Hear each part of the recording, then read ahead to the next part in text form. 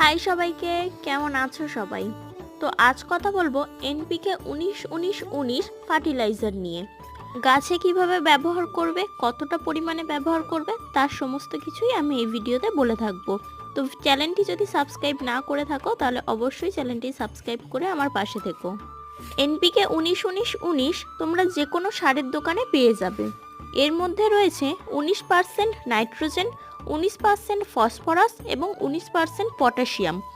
এই ফার্টিলাইজারটি তোমরা যে কোনো ফুল, ফল এবং সবজি গাছে ব্যবহার করতে পারো।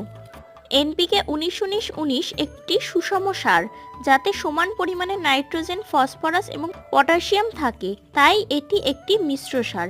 এটি সামগ্রিক উদ্ভিদ বৃদ্ধিতে এবং ফুল, ফল আনার ক্ষেত্রে ব্যবহার করা হয়ে থাকে। 1 লিটার জলে 5 থেকে 10 গ্রাম এনপিকে 19-19-19 সার জলে গুলে গাছের পাতায় স্প্রে করবে এবং মাটিতেও